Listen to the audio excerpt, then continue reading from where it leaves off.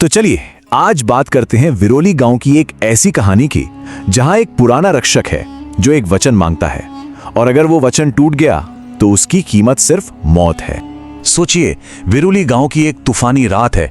गलियां एकदम सुनसान, हवा इतनी तेज है कि पेड़ों की टहनियां एक दूसरे से टकरा रही हैं। लेकिन सबसे अजीब बात पता है क्या थी? मंदिर की घंटी वो अपने आप बज रही थी, जैसे कोई हो जो दिख नहीं रहा पर उसे हिला रहा हो। तो गांव के इस भयानक सन्नाटे के बीच राखनदार बाबा के मंदिर के अंदर कुछ ऐसा होने वाला था जो आने वाले बड़े तूफान का एक छोटा सा इशारा था। देखिए, ये कोई मामूली दिया नहीं था, ये वो दिया था जो सदियों से, पता नहीं कितनी पीढ़ियों से जलता आ रहा था। गांव की सुरक्षा का प्रतीक था ये। तो जब पुजारी गणेश राव और उनके असिस्टेंट दीपक ने इसे बुझा हुआ देखा, सोचिए उनके होश उड़ गए होंगे। और पास में राख ऐसी बिखरी थी मानो किसी ने उसे हाथ से मसल के फेंक दिया हो। ये बहुत ही बुरा शगुन था। और ठीक उसी पल जब वो ये सब समझने की ही कोशिश कर रहे थे, गांव के दूसरे कोने से एक ऐसी चीख आई जो कलेजा चीर दे। गणेश राव और दीपक कुछ सोचे समझे बिना उस आवाज की तरफ भागे। जब वो विट्ठल के घर के बाहर पहुंचे तो वहां पहले से ही लोगों की भीड़ जमा हो चुकी थी।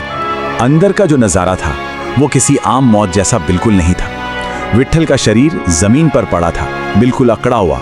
उसकी आंखें खुली की खुली रह गई थी और सीधे मंदिर की तरफ देख रही थी। उसके होठों पर राख के निशान थे और सबसे ज्यादा डराने वाली बात, जमीन पर राख की 3 लकीरें थीं जो उसके शरीर से दरवाजे तक जा रही थीं। गांव वालों के लिए इसका मतलब सिर्फ एक ही था, राखनदार जाग चुका है। अब ये समझने के लिए कि गांव वाले राखनदार के नाम से इतना क्यों कांप रहे थे, हमें इसकी पुरानी कहानी को जानना पड़ेगा। तो बात है सदियों पुरानी। इस गांव पर एक बुरी आत्मा का साया था जिसे एक जादूगरनी ने भेजा था। लोग गायब हो रहे थे, मर रहे थे। फिर बनारस से एक साधु आए, ध्रुवनाथ। उन्होंने 7 दिन की पूजा के बाद उस आत्मा से लड़ाई की और उसे अपनी ही आत्मा में कैद कर लिया। इस प्रक्रिया में उनका शरीर राख बन गया। वही राख मंदिर की दीवारों में समा गई और तभी से एक वचन बना कि हर साल आषाढ़ की पूर्णिमा को एक बलि देनी होगी ताकि वो आत्मा शांत रहे और गांव को बचाती रहे। तो ये परंपरा सालों साल, पीढ़ियों तक चलती रही। लेकिन फिर वक्त बदला, सोच बदली और इसी बदलाव ने उस नाजुक संतुलन को तोड़कर रख दिया। यहां आकर कहानी में एक मोड़ आता है। एक तरफ थे पुजारी गणेश राव जो परंपरा को मानते थे। उन्होंने साफ साफ चेतावनी दी, राखनदार कोई देवता नहीं है, वो एक बंधी हुई आत्मा है। अगर वचन टूटा तो वो अपना हक वसूलने खुद आएगा। और दूसरी तरफ थे गांव के नए सरपंच शंकर राव, शहर में पढ़े लिखे, मॉडर्न सोच वाले। उन्होंने इसे अंधविश्वास कहकर टाल दिया। आज के जमाने में हम ये खून खराबा नहीं करेंगे, हमें आगे बढ़ना होगा। और बस सरपंच की बात मान ली गई। सदियों पुरानी बलि की परंपरा रोक दी गई। इस फैसले के बाद पूरे गांव पर एक अजीब सी, एक बेचैन करने वाली खामोशी छा गई। और जैसा पुजारी ने कहा था बिल्कुल वैसा ही हुआ।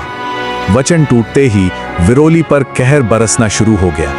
उस आत्मा के जागने का पहला सबसे सीधा सबूत तब मिला जब गणेश राव और दीपक ने अपनी आंखों के सामने मंदिर की मूर्ति को हिलते हुए देखा। दीवारों से राख अपने आप गिरने लगी थी। उन्हें पता चल गया कि अब बहुत देर हो चुकी है।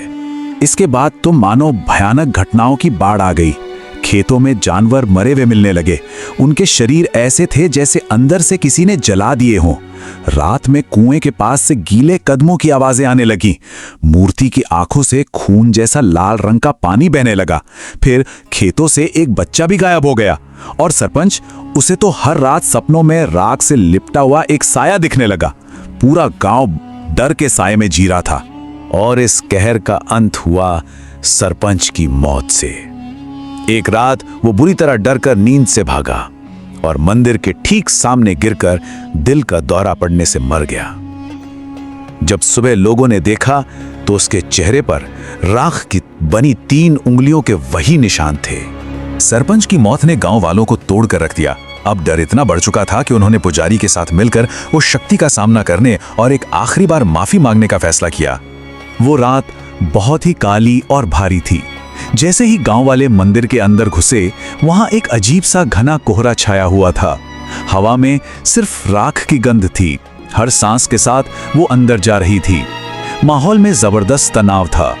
तभी अचानक जो युवा असिस्टेंट था दीपक, उसका शरीर जोर जोर से कांपने लगा और उसकी आंखें सफेद हो गईं। राखनदार की आत्मा ने उसके शरीर पर कब्जा कर लिया था और फिर दीपक के मुंह से एक बहुत भारी पुरानी आवाज गूंजी, जिसने गांव वालों को उनके तोड़े हुए वचन की याद दिलाई। उस आत्मा ने गांव वालों के सामने एक नया समझौता रखा। गांव वालों ने गिड़गिड़ाकर वादा किया कि वो हर साल आषाढ़ की पूर्णिमा को पूजा करेंगे। तब उस आत्मा ने चेतावनी दी कि अगर ये वचन दोबारा टूटा तो जिस राख से वो गांव की रक्षा करती है, वो राख उनके ही खून से बनेगी। और जैसे ही सुबह सूरज की पहली किरण मंदिर में आई, वो आत्मा पीछे हट गई। दीपक बेहोश होकर जमीन पर गिर पड़ा। मंदिर की घंटियों का शोर थम गया, हवा शांत हो गई। गांव उस भयानक रात से बच तो गया था, लेकिन एक कीमत चुकाकर। बस उसी दिन से विरोली गांव में एक नई परंपरा शुरू हुई। हर साल आषाढ़ की पूर्णिमा को राखनदार की पूजा तो होती है, लेकिन अब बकरे की बलि की जगह नारियल चढ़ाया जाता है। ये एक तरह से उस आत्मा के साथ किए गए एक बेचैन समझौते का प्रतीक है। गांव वाले मानते हैं कि वो शक्ति गई नहीं है, बस सो रही है। और आज भी गांव के बड़े बुजुर्ग कहते हैं कि अगर कोई उस दिन पूजा करना भूल भी जाए ना, तो रात को मंदिर की घंटी अपने आप बजने लगती है और हवा में राख उड़ने लगती है, मानो एक चेतावनी दे रही हो कि वचन अभी अधूरा है। तो सवाल यही है कि क्या ये सिर्फ एक कहानी है या किसी सोई हुई ताकत का इंतजार?